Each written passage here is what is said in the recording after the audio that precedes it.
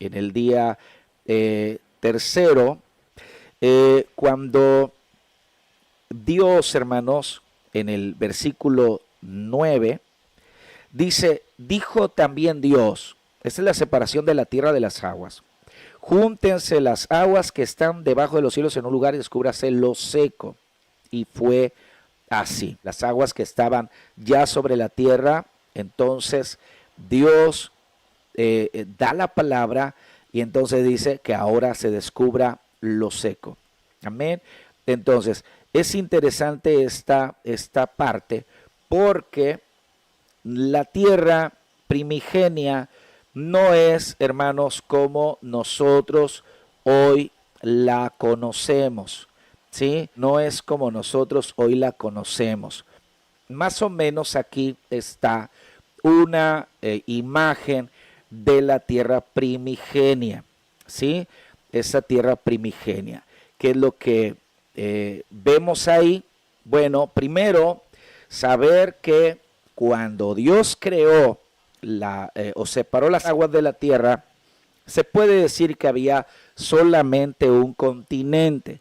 Los investigadores, estudiosos, científicos, los que hacen los mapas, los que estudian la tierra, bueno, se han sacado imágenes como la que usted ve ahí, ¿sí? Ahí usted puede darse cuenta que esa es la primera o se supone que pudo haber sido la tierra primigenia, ¿sí? A la que se le llamó Pangea, ¿sí? Una sola tierra. Amén. Se descubrió en un lugar lo seco, ¿sí? Y llamó Dios a lo seco tierra. Entendemos, yo creo que la separación de los continentes pudo haberse llevado a cabo ya después en el tiempo de postdiluviano, ¿sí? Hay una primera etapa que es la antediluviana y luego viene la segunda etapa que es la postdiluviana. Amén. En esa primera etapa, y yo le invito, si usted va a continuar conmigo en este estudio, si usted va a continuar estudiando conmigo esta palabra, las escrituras, no pierda de vista esto, la Pangea. No pierda de vista que antes solamente había un solo continente, donde estaban acumuladas todas, absolutamente todas, las partes o las naciones que hoy conocemos, que en ese tiempo no había hombres sobre la tierra, pero todo estaba acumulado en un solo lugar. No había separación, sino que era una sola tierra. Amén. Esto sucedió en el día tercero, hermanos, dice la escritura, y llamó Dios a lo seco tierra, y a la reunión de las aguas llamó mares, y vio Dios que era bueno. Esto es la Pangea. Amén. Entonces, estamos viendo ahorita la parte del día tercero. El día tercero. Ahí está. Estamos sobre el día tercero. Cuando Dios separa la tierra de las aguas. Ahora, que es bien interesante aquí, bien interesante para que lo tomemos en cuenta, es que yo le decía cuando iniciamos nuestros estudios, yo le decía que la vida no inició en la tierra, la vida no surge en la tierra, la vida surge en las aguas. ¿Cómo surge la vida? En las aguas. Y ahorita vamos a estudiar esto para que usted tenga una mejor comprensión de este acontecimiento o de este hecho. Amén. Ese día 3, que fue muy importante. Después dijo Dios, produzca la tierra hierba verde, hierba que dé semilla, árbol que dé fruto según su género, que su semilla esté en él sobre la tierra, y fue así. Produjo pues la tierra hierba verde, hierba que da semilla según su naturaleza y árbol que da fruto, cuya semilla está en él según su género. Y vio Dios que era bueno, y fue la tarde y la mañana del día tercero. Es esto muy, muy interesante. ¿Por qué, hermanos? Porque en este día se da la creación o la producción de la vida. El Espíritu Santo, y yo se lo había yo comentado, el Espíritu Santo, él creó la vida en el agua, en las aguas. Ahí fue donde se creó la vida. Cuando Dios, hermanos, o separa las aguas de la tierra, todos los patrones genéticos que ya estaban en el agua donde el Espíritu Santo empolló la vida, todo ese proceso genético, ya las especies, ya los animales, incluso en las aguas, ya todo estaba formada, toda la vida y todos los patrones genéticos ya estaban hechos. Ahora, ya el Padre solamente tenía que decir la palabra. Amén. El Padre tenía que decir la palabra. Es lo que leemos en esta parte de la Escritura. Dijo Dios, produzca, produzca. Ponga atención a esa palabra. Dijo Dios, produzca. ¿Sí? No es lo mismo decir crear que producir. Produzca viene del término reverdecer. Entonces, si nosotros lo llevamos a una paráfrasis, entonces nosotros diríamos, y dijo Dios, reverdezca la tierra. Amén, reverdezca. No era crear en la tierra, sino ya lo que estaba creado, la vida que estaba creada, ahora solamente se le tenía que dar la orden para que la vida reverdeciera. Hierba que da semilla según su naturaleza y árbol que da fruto cuya semilla está en él sobre la tierra, y fue así. Y entonces a la orden de la palabra produzca, dice entonces el versículo 12, produjo pues la tierra hierba verde. Amén. Es decir, brotó, salir.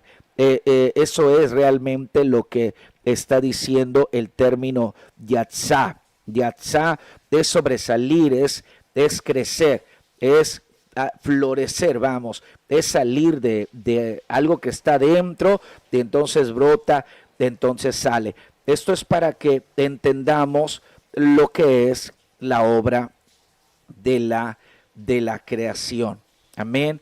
¿Por qué? Porque muchas veces nosotros pensamos que Dios creó la vida en la tierra, y por tanto en la tierra Dios creó las plantas, creó los animales, pero no es lo que nos dice la Escritura. En su sentido original, solamente el Señor, de lo que ya vivía, de lo que ya estaba creado en las aguas, ahora Jehová lo que hizo fue solamente dar la palabra para que esa vida brotara de la tierra. En ese caso fueron las plantas. Amén. Fueron las plantas. De esto, hermanos, después de lo que Dios hizo en este día, Dios, nos deja a nosotros una claridad que debe de ser para nosotros trascendente, importante, y una gran pregunta aquí. ¿Cuál es esa gran pregunta? La pregunta aquí sería, ¿fue posible la vida de las plantas sin la necesidad del sol? ¿Sí? ¿Por qué? Porque cuando nosotros hablamos acerca de la creación, una creación que es una creación, ¿cómo le puedo explicar? Una creación cronológica. Estamos hablando de que todo tiene que tener un sentido. En este caso, ¿cuál era el sentido? Hablando de que hay vida porque fueron creadas o fueron producidas las plantas, ya crecieron las plantas, pero resulta que había tierra, pero no había sol. Ahora, de acuerdo a esta cronología, el sol y la luna son creados hasta el día cuarto, estamos en el día 3. ¿Por qué no fueron creados antes? Es decir, no era necesario, puesto que el sol y la luna fueron creados como una consecuencia de la producción de la vida vegetal. Amén. Ahora, todos sabemos que la luz es necesaria para la vida. ¿Cómo entonces crecieron las plantas sin la necesidad de sol? La respuesta ahí está, subrayado en rojo, porque ya había luz. Entonces podemos sugerir que Dios era quien alumbraba sobre la tierra. Y esto nos lleva a la conclusión, Dios es la causa de la vida. Y esto es muy, muy interesante, trascendente, muy importante. Amén. Para que no nos quede la menor duda, Jesús dijo, yo soy el camino, yo soy la verdad y yo soy la vida. El Señor es la vida.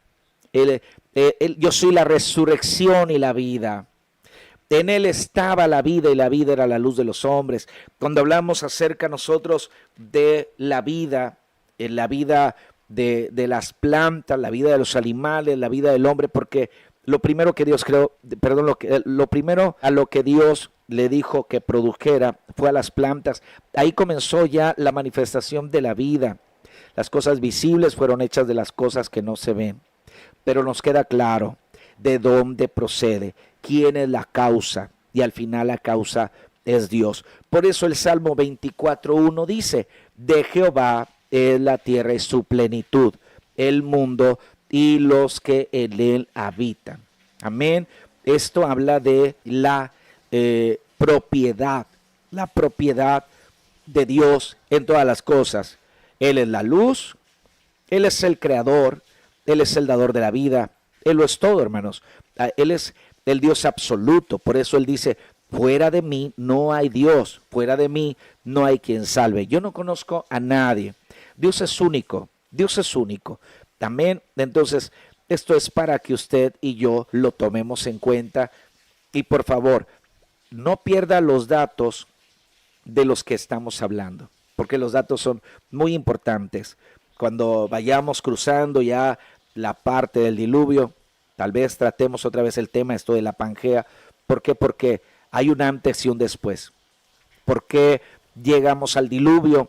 ¿Por qué se dio esta crisis mundial? Y bueno, vino el pecado, pero también estuvo rodeada de otras condiciones la tierra que hacían imposible la vida en esa tierra primigenia. Y Dios tuvo que volver a, se puede decir, a recrear el panorama, a recrear que es el plano terrestre para hacer posible la vida. Amén. Vamos a ver esto ya más adelante, vamos a analizarlo ya con más detenimiento, pero sí, esto es algo que usted no debe de perder de vista. Amén. Y luego ya viene el día cuarto que es precisamente la creación de las dos grandes lumbreras, que es el sol, que es la luna, ¿sí? Ahí está, dijo luego Dios, haya lumbreras en la expansión de los cielos para separar el día de la noche y sirvan de señales para las estaciones, para días y años, y sean por lumbreras en la expansión de los cielos para alumbrar sobre la tierra. Amén. Entonces, ¿qué pasa?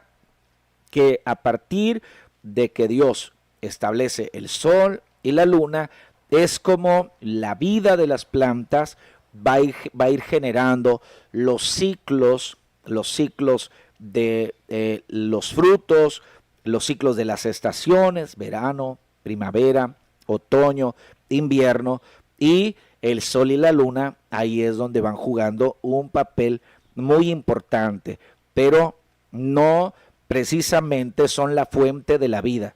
El sol no es la fuente de la vida. ¿En qué se equivocaron los romanos, los griegos, los cananitas? ¿En qué se equivocaron, hermanos, los babilonios, los sirios, los asirios?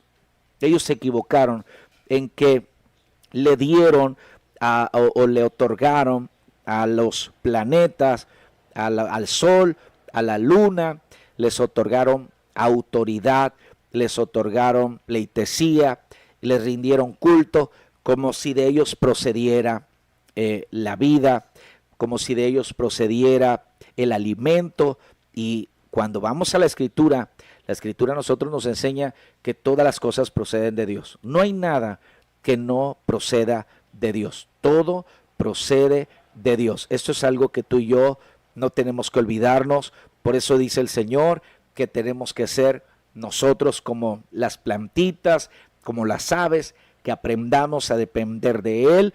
Él es el que nos alimenta, Él es el que nos sustenta, Él es el dador de la vida. La vida vale mucho más que cualquier otra cosa y Él nos la da todos los días, y en nuestro corazón debe de haber gratitud hacia Dios. Amén. Y a veces el hombre, lamentablemente, en lugar